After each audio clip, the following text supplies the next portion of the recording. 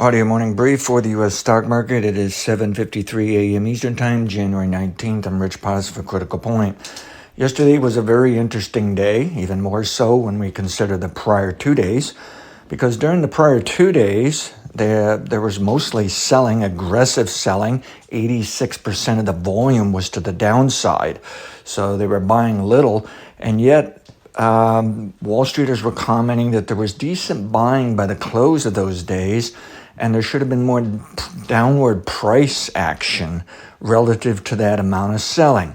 So someone was stepping in and buying it on the way down.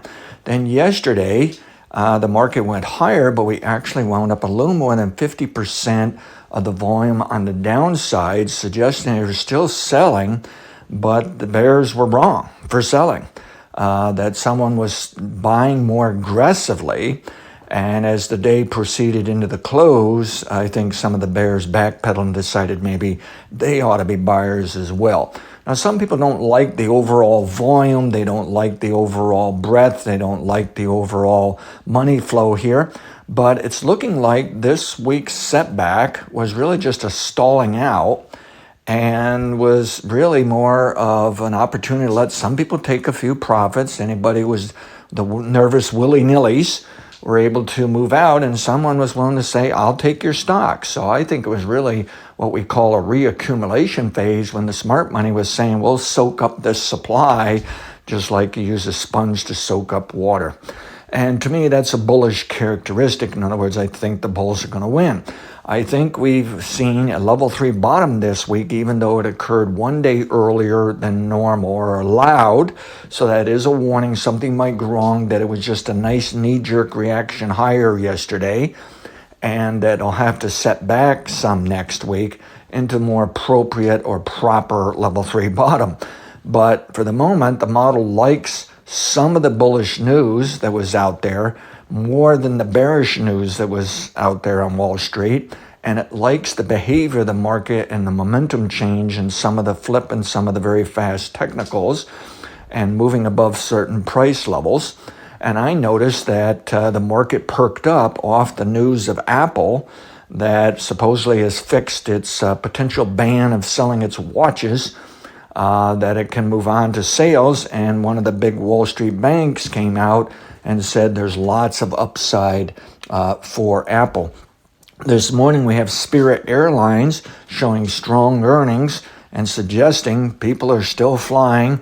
They still want to go places, do things, and spend money. We also found that the December retail sales report was stronger than expected, suggesting consumers decided to have a good Christmas after all. They spent the dollars, okay?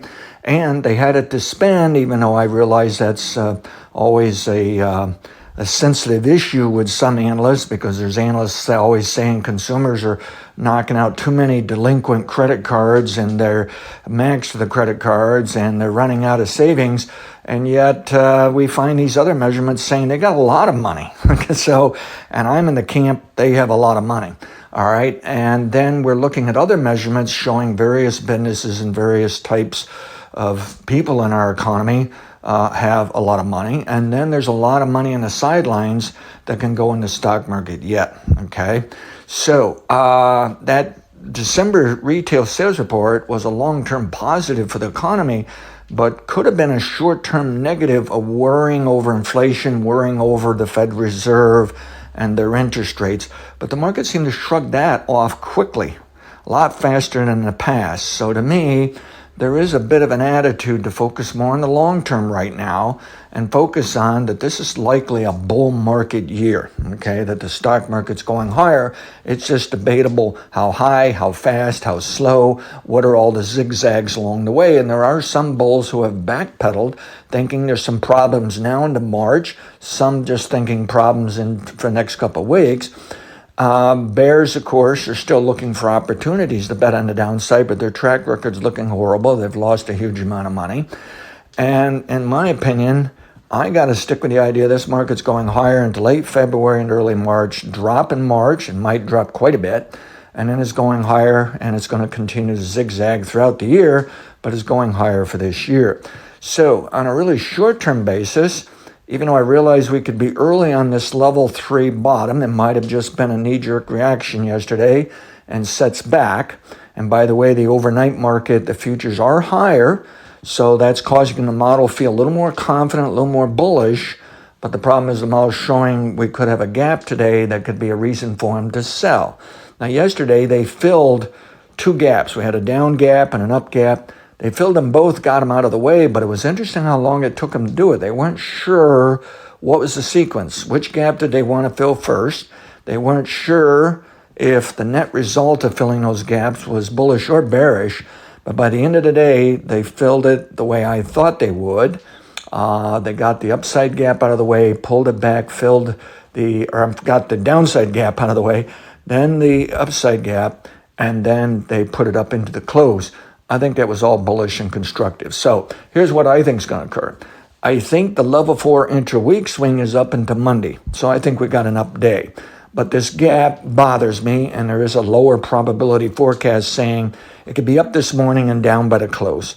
I don't know for sure, but I just a little bit friendly here right now, okay? Now, zooming out for level 3 trend, however, I think the market's going up, and I don't think it's going to top like on Monday or Tuesday. I think it's going to have to be Wednesday all the way to Friday. That I think it's going to take a while to top the market out. And by the way, next Friday, we're going to have the PCE inflation report that might help we stock market bulls better than the CPI inflation report did a week or so ago, okay? Because it looks like it might be dropping faster than the CPI, and the Federal Reserve watches the PCE more. That's their favorite inflation indicator. So here's hopeful that's going to help us out as well, okay? Yes, there are concerns that the Federal Reserve is going to wait to summer to start lowering rates, that all the speculation of lowering early isn't going to work out because it's possible inflation is stalling out, that it's not working lower the way it would like. And then we already got some firmer interest rates. Now, these interest rates may give us a bit of problem all the way into March, but right the moment today, it looks like the interest rates are ready for a level 3 monthly type top. It may not occur to next week, but I'm thinking if it does occur today, then we could have some lower rates next week to help push the stock market up next week. Now, we saw some interesting things with the interest rates. You can argue that the interest rates jumped so quickly and a sizable amount that the stock market should have dropped more than that. So here again, we're seeing some decoupling where people are saying, let's focus on the long term and not get too worried over these interest rates. But you could also see on a shorter time frame, they're still sensitive to interest rates. So we just don't know how they're going to work it. But my best guess is anybody on a very short-term basis, I think I'd probe the upside of bonds into next week, lower interest rates in the next week, and a higher stock market in the next week. Now, what is my near-term targets? I think the stock market this month wants to take out the record high of 48.18 and the S&P 500. Looking out into next month, I think the S&P 500 is going to 48.67 or higher. That's my best forecast. And I think the lowest price this week is probably some kind of floor price, even if they back it off next week, that it wasn't the level 3 bottom. I don't think it's going to go much lower than what we've seen this week. That low is 4714.82. And if we can just get this market to take out last week's high, which I believe is the high of the year, at 4802.24, I think they'll make a run for that 48.18 record high and take that out, and it'll be an historical moment, another piece of evidence we in a long-term bull market, okay? Past results are not necessarily indicative of future results. I got to stay in the bullish camp. I realize some things might go wrong, get a little slippery yet in the next few days here. And then we also have to prepare by the end of the month, things can get a little slippery for the Federal Reserve. But I think February is going to be an up month. Thank you.